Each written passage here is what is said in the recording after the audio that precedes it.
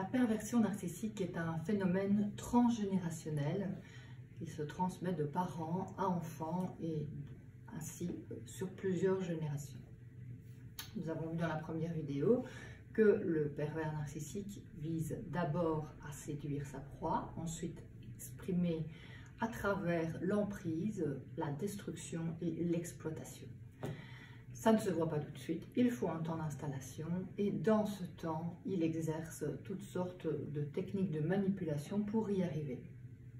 Aujourd'hui, nous allons poursuivre la compréhension de cette transmission transgénérationnelle et comprendre d'abord les rôles que les enfants de pervers narcissiques doivent jouer pour survivre dans cette manipulation, dans cette emprise qu'exerce le parent pervers narcissique. Pour pouvoir survivre à la manipulation, à la destruction, à toutes sortes de violences que le parent pervers narcissique exerce sur son entourage, l'enfant doit adopter des rôles, ce qui s'appelle le faux self, un rôle finalement d'adaptation qui lui permet à la fois de préserver sa relation parent pervers narcissique, puisque c'est une question finalement de survie pour l'enfant. S'il est rejeté, s'il est abandonné, il meurt.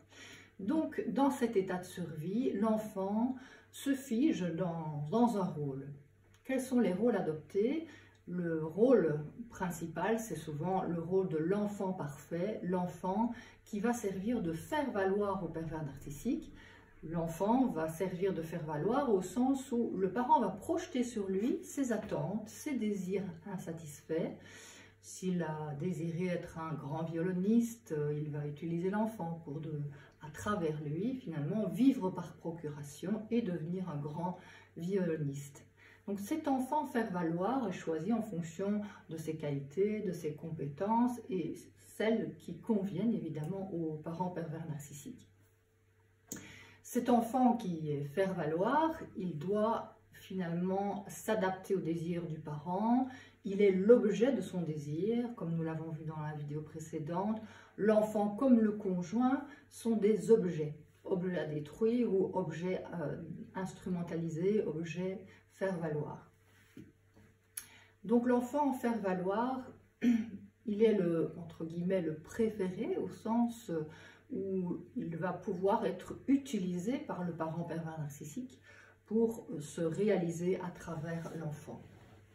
Cet enfant est souvent privilégié et les autres enfants sont mis de côté.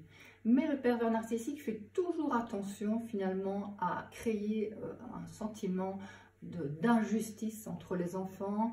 Il va semer la zizanie, c'est diviser pour régner. Donc les autres enfants sont mis de côté, ils sont moins favorisés, ils reçoivent moins de cadeaux, ils ne sont pas protégés comme l'enfant faire valoir. Et donc ils peuvent être l'objet de violence beaucoup plus clairement que l'enfant faire valoir, qui lui, bien sûr, subit une certaine violence puisqu'il est utilisé, il est objet, il ne peut pas exister en tant que lui-même.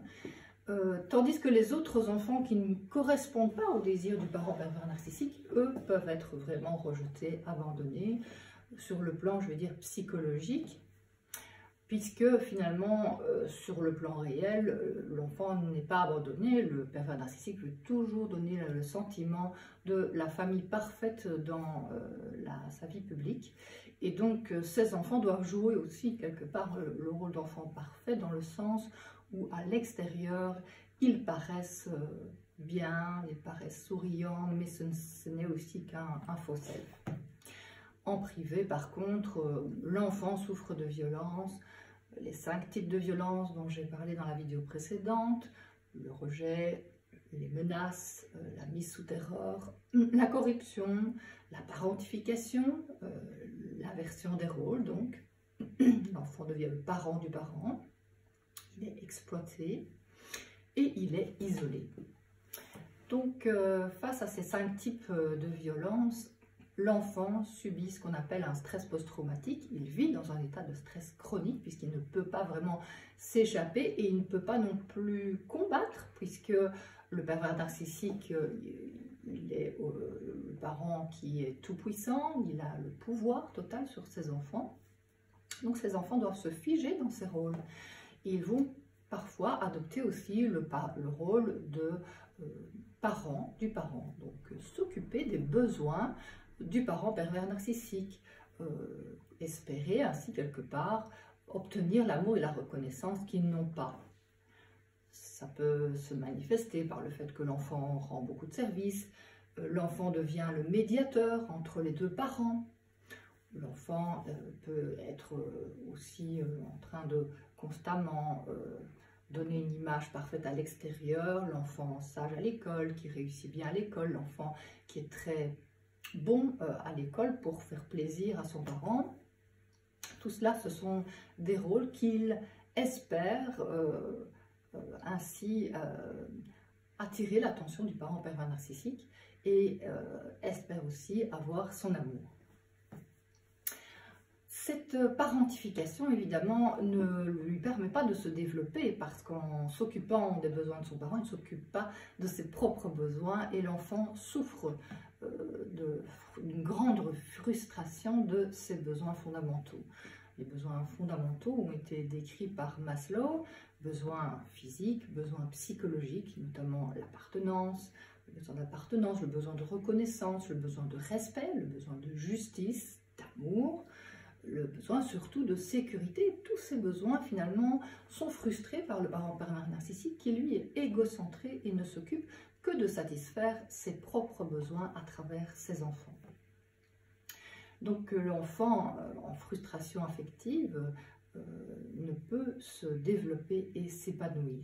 Donc on peut considérer que ces enfants sont en danger puisque le parent pervers narcissique n'est pas attentif aux besoins de son enfant et peut même s'en servir contre l'autre parent.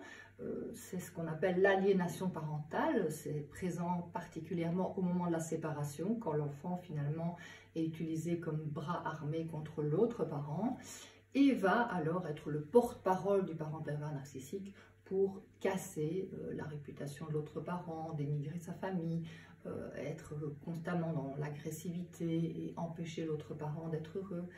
Et donc toute cette ambiance finalement de violence nuit énormément à l'enfant et a des conséquences également sur son développement intellectuel aussi bien qu'affectif. Dans la violence, en effet, on a pu observer que la partie frontale du cerveau est inhibée par la violence et donc l'enfant est bloqué dans sa capacité d'esprit critique, de réflexion et ça l'empêche finalement de devenir créatif intellectuellement et donc de développer toutes ses compétences intellectuelles. Cette inhibition, elle est aussi affective. L'enfant figé de peur n'ose plus aller vers les autres, n'ose plus demander, n'ose plus faire connaissance avec les autres enfants. Il peut complètement se replier en lui-même, jusqu'à même fuir dans un monde artificiel, se faire un ami imaginaire ou fuir dans les jeux vidéo, dans toutes sortes d'addictions qui lui permettent finalement de survivre à cet isolement et à cette privation affective. Les autres conséquences sont aussi le stress post-traumatique. Donc l'enfant, finalement, dans ses rêves, revit les violences, ça donne des cauchemars, des flashbacks pendant la journée parfois. Et donc ce stress aussi a des conséquences physiques, la transpiration, les palpitations et des comportements d'évitement. L'enfant évite finalement toute situation, toute pensée, toute émotion qui lui rappelle les violences qu'il a subies. Que ce soit des violences physiques, psychologiques, verbales, parfois sexuelles. Tout cela est le fond vraiment du vécu de l'enfant victime d'un parent pervers narcissique.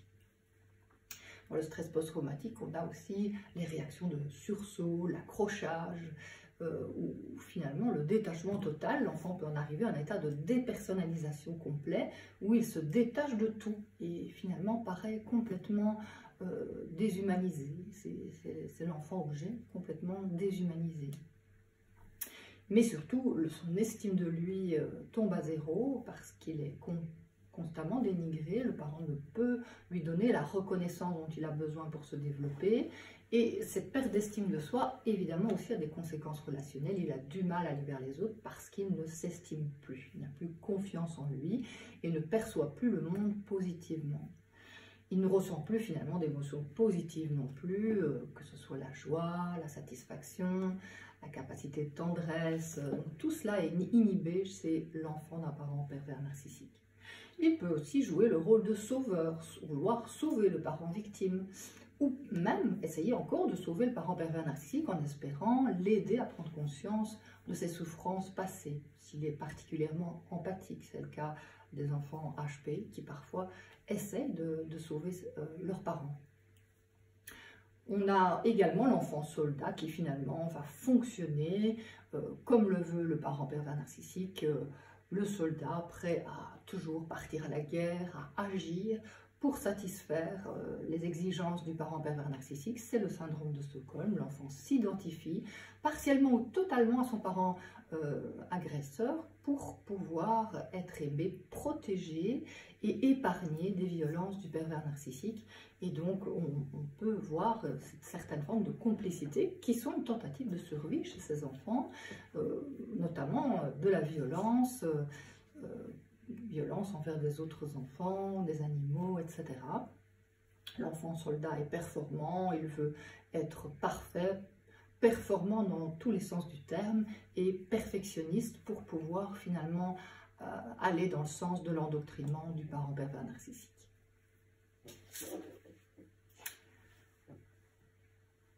Voilà. Alors la grande question que je pense la plupart des gens se posent, est-ce que le pervers narcissique peut-il changer finalement? Alors, le changement est possible quand on souffre d'abord, quand on se remet en question. Le parent pervers narcissique ne peut changer puisqu'il est complètement coupé de sa souffrance et incapable de remise en question puisqu'il est dans la toute-puissance narcissique.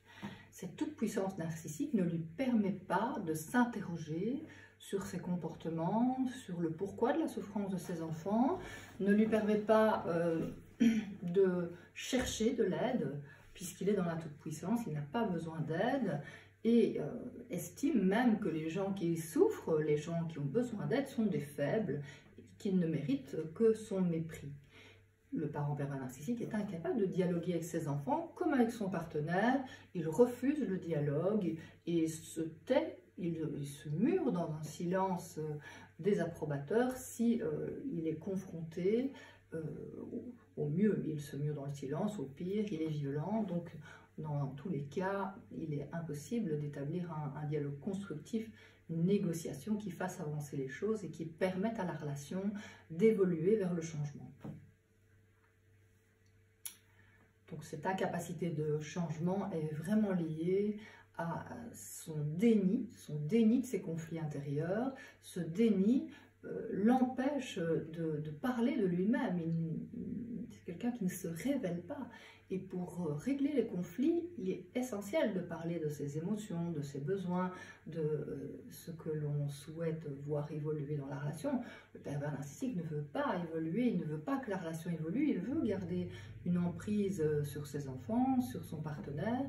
Cette relation d'emprise est une relation de pouvoir, de domination qui empêche l'évolution, le changement et qui représente pour lui quelque chose de menaçant puisque c'est une menace à sa toute-puissance narcissique.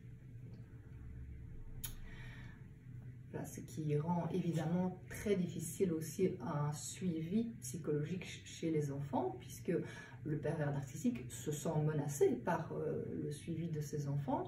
L'occasion d'être suivi pour les enfants est l'occasion d'exprimer leur souffrance et donc de parler de ces difficultés avec le parent pervers narcissique. Et donc, c'est une remise en question du parent pervers narcissique que celui-ci ne peut supporter. Donc, le parent pervers narcissique fait tout pour éviter de consulter les psys, de faire en sorte que l'enfant consulte le psy, même s'il est en souffrance manifeste. Et évidemment, la thérapie de couple ne peut non plus être envisagée par le pervers narcissique comme une occasion de manipuler le psy et d'obtenir évidemment de lui son approbation, le séduisant, plutôt que finalement d'aller vers une remise en question où le couple pourrait évoluer, les enfants pourraient évoluer et la famille également.